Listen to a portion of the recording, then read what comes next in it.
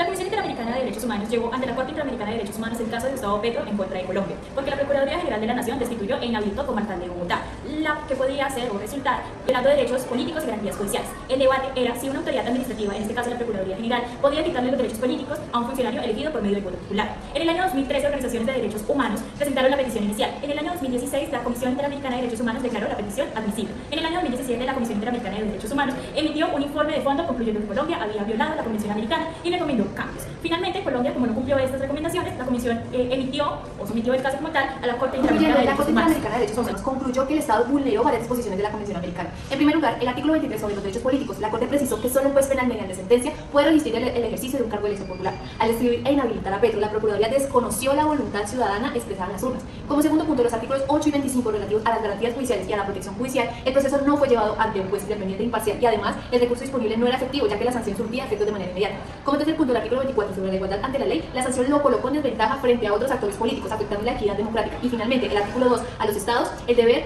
de Colombia era modificar todo su derecho interno. Debía reformar su normativa e impedir que las autoridades administrativas, como en este caso la Procuraduría, pudieran limitar derechos políticos reservados a la competencia de los jueces. La Corte concluyó y ordenó adoptar medidas para garantizar la plena justicia. Sobre el derecho de la integridad personal en el caso de Petro versus Colombia, dijeron los representantes que Petro sufrió estigmatización, amenazas, un atentado y embargo salarial que afectaron su vida. El Estado respondió que no hubo persecución, que siempre se le brindó protección y que los embargos no lo dejaron sin sustento. La Corte concluyó que no se probó participación del Estado en las amenazas, ni que el embargo privara de medios de subsistencia o le causara un sufrimiento grave. Por eso declaró que Colombia no violó el artículo 5, aunque advirtió que el salario, por ser vital, nunca debe restringirse de manera La arbitraria. sentencia de Petro Franco contra Colombia estableció varias reparaciones importantes. Primero, dejar sin efecto la destitución e inhabilitación impuestas por la Procuraduría para restituir plenamente los derechos políticos de Petro. Segundo, ordenar el pago de la indemnización por daños materiales e inmateriales, además de los costos y gastos del proceso.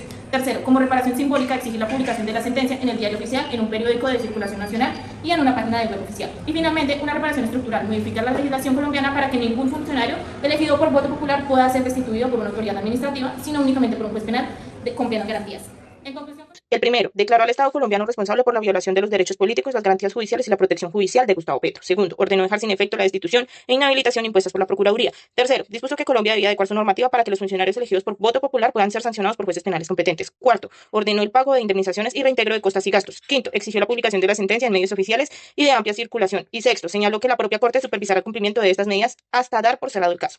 El análisis del caso de Petro versus Colombia pues nos muestra que el Estado ya publicó la sentencia y ya pagó la indemnización, pero la parte esencial todavía no se ha hecho, que es que aún no se han hecho la reforma integral para impedir que la Procuraduría destituya a funcionarios elegidos, para evitar que las sanciones fiscales generen inhabilidad automática y ajustar el delito de elección ilícita de candidatos. En conclusión, el cumplimiento es parcial y la Corte Interamericana mantiene el caso en supervisión.